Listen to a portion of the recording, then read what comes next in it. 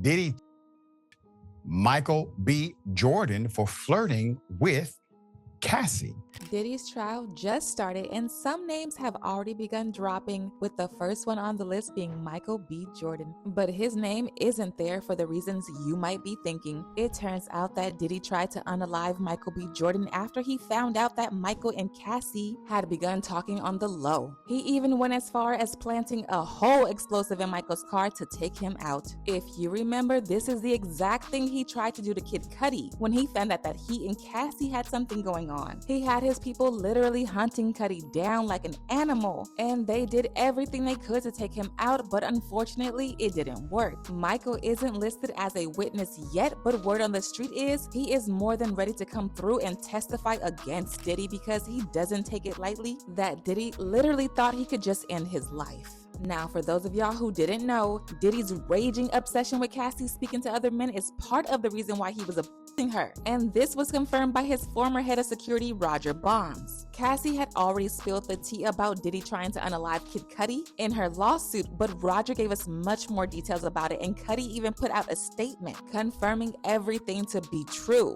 Cudi and Cassie started messing around back in 2011 when she and Diddy were on a break because of him constantly forcing her to indulge in freak-offs. Diddy was worried she may have begun talking to other men during this break, so he hacked into her email. And that's when he found out there was something between her and Cudi. The fact that she specifically decided to talk to him through email instead of texting him, but Diddy still found a way to catch on to it, is crazy. This man was all up in her personal space 24/7. She claimed in her lawsuit that Diddy became enraged and told her that he was going to blow up Kid Cudi's car. And guess what? Just a few days after he made this, Kid Cudi's car exploded in his driveway. Cassie didn't go into much details about the Cudi situation in her lawsuit, but as I said earlier, Diddy's former head of security appeared in an interview with Vlad TV shortly after the lawsuit came out, and he revealed everything. According to Roger, prior to Diddy blowing up Cudi's car, he went over to Cudi's house with his goons to confront him, but luckily for Cudi, he wasn't home. If he was home, Diddy would have definitely done more than just confront him. He would have definitely put those hands on him and made his goons continue on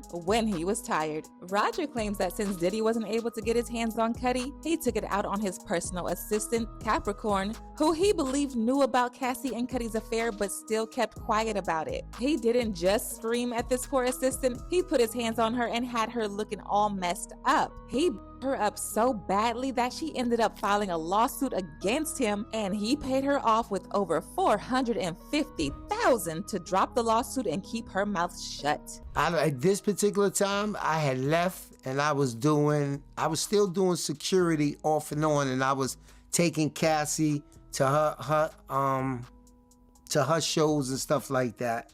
But from what I'm hearing is that she was having an affair with Kid Cudi. Okay, so she was in the studio with Kid Cudi and they started to actually get romantically involved. Now, from what I understand, Cassie had a phone that she would just leave around sometimes. Mm-hmm. And Diddy went through her phone. Yes. But what happens next? When he went through the phone, he called the number and Kid Cudi picked up. And he was like, what? Yo, I don't know exactly what he said. I know that he went over to his house and Kid Cudi wasn't there. And he went over to the house. I know at that particular time, after that happened, Cassie wouldn't come around. And then all of a sudden, Cassie came around and Diddy was upset, and he was upset with a young lady called Capricorn. So Capricorn was his personal assistant. She was the KK. If you ever hear people talk about his assistant now called KK, she was his ride or die. She rode around with him everywhere. And he really got upset with her because she had to know about Kid Cudi because she never went to the studio by herself. She always went with Cassie. And he put hands on Capricorn because of that situation. And Capricorn ended up leaving and suing him for it. And he paid Capricorn $450,000 to keep her mouth shut. And to this day, Capricorn has spoken about it. I even heard Suge Knight speak about it on his podcast, because Capricorn was also Suge Knight's baby mother, one of her best friends. So she knew everything that was going on. So I guess his baby mother must have spoke to Suge about it, because he put hands on Capricorn about that, and he put hands on Cassie about that. What's crazy is Cudi actually confirmed the rumors through his team by simply saying this is all true. But of course, this wasn't the last time this happened. Fast forward to 2015, the same situation happened again, but this time it was between Cassie and Michael B. Jordan. Michael clearly didn't get the memo about what happened with Cudi, because he also tried to get with Cassie while she and Diddy were on a break for the 1 millionth time. And just like Cudi, he quickly found out why no man lasts with Cassie. Cassie actually brought up her situation with Michael in her lawsuit, but she didn't address him by name. So it took people a while to realize that it was Michael she was talking about. That was until CNN did their own investigation and found out that the actor in question that Cassie had mentioned in her lawsuit was actually Michael. Now, I don't know what beef CNN has with Diddy, but baby, they've been on his tail like crazy since this mess started. If you remember, they were actually the ones who went out of their way and spent millions to get the hotel CCTV footage of Diddy putting his hands on Cassie. And I mean, as they should. Anyway, going back to Michael, Diddy came for him after finding out that Cassie had spent New Year's Eve at his house. This time, he didn't go to Michael's house like he did with Cudi, but he called Michael and his life. Another person that also got the hands put on him over Cassie was Will Smith. This tea was spilled by another one of Diddy's ex-bodyguards, Gene Deal, who said they were at a party when Diddy told him that he felt like Will and Jada were trying to sleep with Cassie. Gene said Diddy was very upset about the advances Will and Jada were making, and at some point, he even threatened to put his hands on Will if he didn't back down from trying to seduce Cassie into a freak-off. We were at a birthday party that I think either Matt Damien was giving for Ben Affleck. It was just a little gathering. It was at the Four Seasons.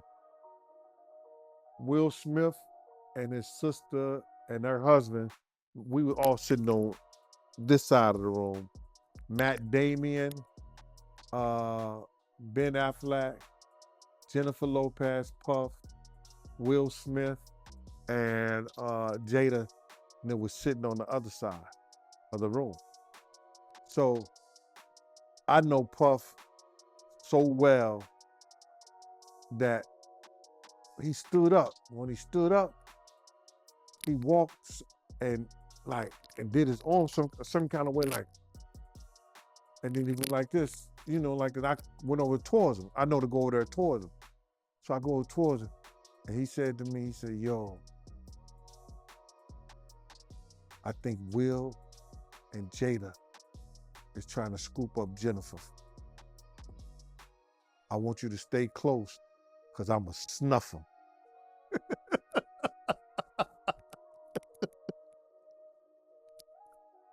I said to myself, Will Smith gonna beat the shit out you. Now, Puff